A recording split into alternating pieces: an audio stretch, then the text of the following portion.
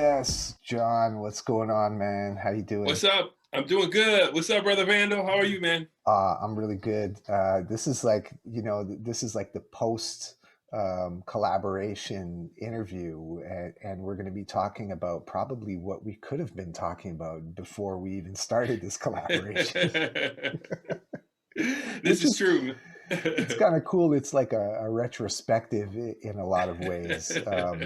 And maybe here, like I'll ask you a question, and then you can ask me a question. All And right. this is actually playing live. We're pre-recording, obviously, but this is playing live at DAO Drops and Crypto Voxels right now. So give a shout out to everybody who's watching this. Oh, what's up, everybody? Thanks for checking it out. Hope you guys enjoyed the track. If you haven't heard it yet, go check it out. It's called Ready, first collab with Vandal and I. So pretty psyched about it. Let us know what you think. Drop comments in and let everybody know. It's for the community. Nice. Definitely all the people who are there, you're going to be hearing me and my voice like off the screen in the venue. So big shout out to Bittrees and the whole DAOrecords fam for being up in here in Crypto Voxels. And I guess I'll start it out by asking you, John, like, okay, so I first found out about you with your Crypto Voxels Club territory. And I went to explore it, and it's like I checked it out again the other day, and the improvements you made are like really awesome. And I think that Thanks. that's like a good sort of benchmark for people to see what you can actually do in Crypto Voxels as a space. And I honestly didn't know that you made beats until we were like talking on the panel for Crypto Basil, and and that's where this collaboration really comes from. Like, the aside from AJ, shout out to AJ, all of us on the panel are collaborating for this. And I guess I would want to ask you first, like, so the beat that you sent me, tell me the story behind that beat. Like, what was the creation story for that? Sure, sure. Well, my process, I use Machine. So the MK3, I have that, and I just love it, man. And I have a deep, deep catalog of tracks and beats. So I don't remember the exact story with that. I just know that I was feeling a certain way with that one, So it was hitting. And I have like different like creative periods when I'm kind of making tracks, and just hearing that sonically, I could tell where I was at. That was in my like big like EDM, like crush the shit kind of phase. And so when I sent you a couple tracks, like usually if I'm sending tracks to an artist or something, I have so many different styles of music. So it's like you never know what people are into. So I pulled up a couple and I threw like the hard banger in a couple, and I didn't know what you would react to. And you came back with that one. I was like, okay, I see what you're about. So that was cool. But I don't necessarily remember certain story. It's like, I make so many, so much music and so many tracks that you still like the file name. I have like a numerical file naming convention, right? So like the first two numbers of the year, the second is the month, and then after that, the last two digits represent the number of track of the sequence that was created that month. So I don't even name them at first. So but this file naming convention helps me to keep everything in order. But I know it was just like an epic track, and like once I heard it, I had to revisit that place and that energy, even though as a lyricist. So it took me a minute to get into that. So I thought it was dope that you were hype about that. And then you came through with the verse that kind of guided everything. After I heard your verse, I was like, oh, that's hot. And I was so excited about it. So I had to go back and kind of like, recreate. So that was fun. Yeah, and I remember, like, I think it was like April 1st, right? Like that was like an April Fool's uh, beat, if I'm not mistaken, the date that you had on it. It probably was. Yeah. For me, I like those sort of more slower tempo, banging, grinding, industrial, like kind of really like wobbly bass kind of sounding beats. And it gives me more room in terms of writing and lyrics and stuff. In I can play around with where the cadence goes and on that, and as opposed to fast beats. I'm not opposed to fast beats, Yeah. but I like the vibe of those slower beats personally, and that's what kind of really called me to that one. And I was just like really like boom, boom, boom, you know, like, oh, there we go, that's it. And in terms of like the lyrics, like writing and starting it off, it was more like how my process is always kind of just listen to the beat, go through not even words, but just kind of like the vibe of how the flow is going to be, Yeah, and then I just start and I go. yeah. I don't really think further. I work through it line by line, with just sort of whatever flows out of the first line. Yeah. So you So have the it's beat like, playing and you write. So you yeah. write while the beat's playing. You write, pen to paper. Hmm. Well, Okay, dope. I was using my phone. These days, I just kind of Okay. like, Yeah, for you sure, know, for sure. so That's dope. it's easier to scratch things off. Normally, I rarely scratch off anything, but you know, Yeah, that's how my process is. Listen to the yeah. beat, and then And it comes to you get quick. into the vibe, and then I just kind of pull whatever the first line is going to be, and then I Mhm. go from there.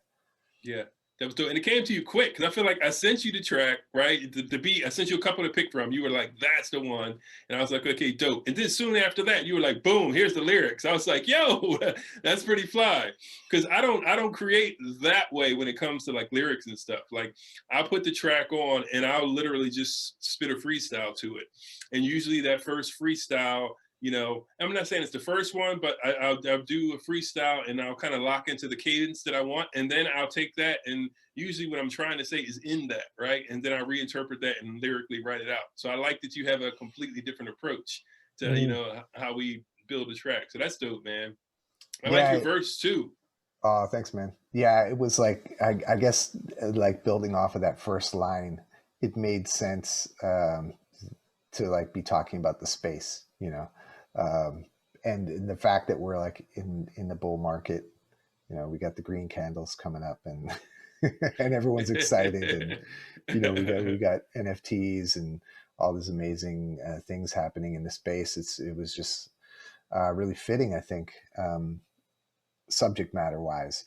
It's Yeah. kind of hard for me to deviate much from that subject matter, considering like the most of my days is spent inside this, you know, crypto and blockchain metaverse.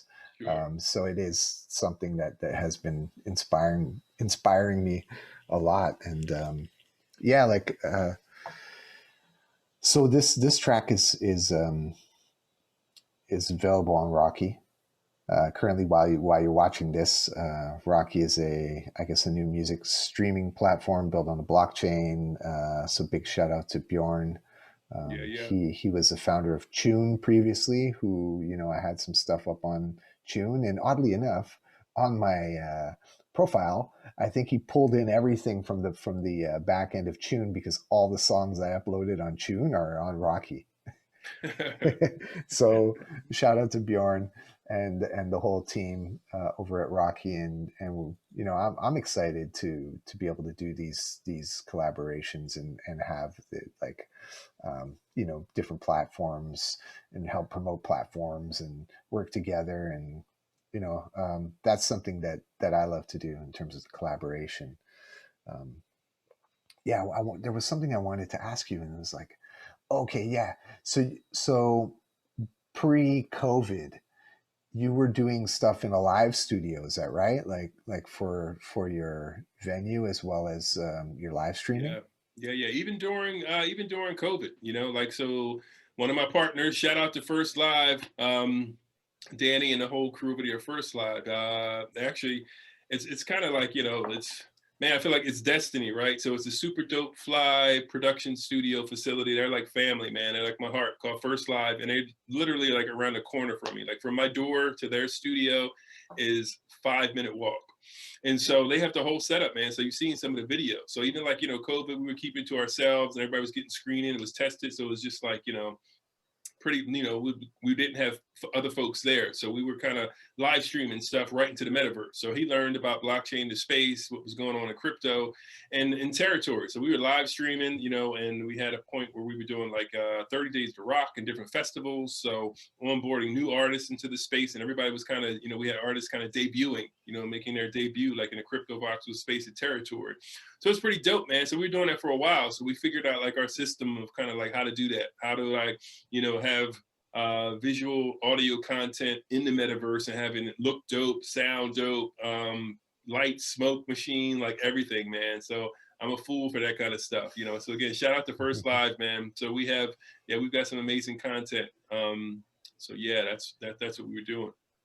And people can find that content at Territory itself, or yeah. You can visit Territory. We have a lot of the videos as well, so we're trying to figure out what's the best place we want to do that. If we want to put it on some like video streaming platform, or if we want to have like a special build another room, maybe in Territory, we can go and check out all the past content, those kind of things. But everything from jazz to rock to funk, soul, hip hop, we have so much content and stuff with artists. So we're trying to figure out, working with those artists, what we want to do now. But it originally premiered and debuted in the Territory space. That's dope.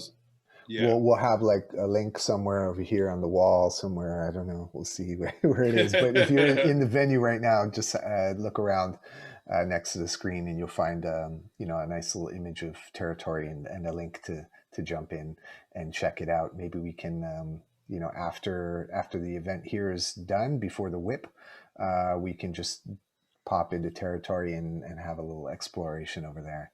Yeah, man. We've got an event coming up for the month of February called Funk the Future. Yeah. So 70s funk vibes and contemporary art and all kinds of cool stuff. What's the date for that? Actually, I'm going to put the poster for that on the wall. Yeah, it's going to be for the month of February. So I think like during the month, like a soft opening, you know what I mean? So it'll be through the month of February. We'll have exhibitions and we'll have like special performances and stuff. Shout out to RG, the protagonist, produced his album that drops February 1st. It's called The Green Crate. Super dope, man. I'm excited about that. We just finished up the comps and stuff for the first video, so we're releasing all that kind of stuff right now, man. So pretty psyched. We got some dope tracks coming out. Nice, cool. So the track is called Ready, and it's currently available over on Rocki. So we'll have a little link for that through to the track as well. And the NFT is up on Opensea. It's available for bidding. We've got it there for a week for you to bid on. So make sure to click on the NFT link somewhere there and go through and place a bid if you want to grab it. Anything you want to add or any questions you want to ask me before we bounce off of this and move on to the next segment of DAO Drops? I'll say it was dope to hear your flow voice, man, because I've been on panels with you, but once you get a beat going, you switch, everything switches up. So it's dope to hear that grit and hear that grime and hear that swag in your flow, man. I thought that was awesome. And I look forward to future collabs with you, man. Let's keep the heat coming. Yeah, I agree with that, future collabs and keep things moving. One thing I'd like to say, like in terms of my process in I guess delivery and flow, it really is driven by the music. So I kind of like adjust my flow and vibe according to the music. So it's part of my process as well. That was dope, man. That was really dope. All right, so I guess we're gonna move on to the next segment of DAO Drops featuring Major One and Alex and her new drop called Social Distancing, which is going on tomorrow. Actually, the official launch tomorrow in New Centara Records, which is another Crypto Voxels parcel, and that's going to be a part of Crypto Art Week Asia. So shout out to everybody who's participating in that and everybody who's here supporting DAO Drops. Much love. Jon Blok in the house. Ready is the name of the track. Make sure you check it out. All right, cool. Yeah, peace out.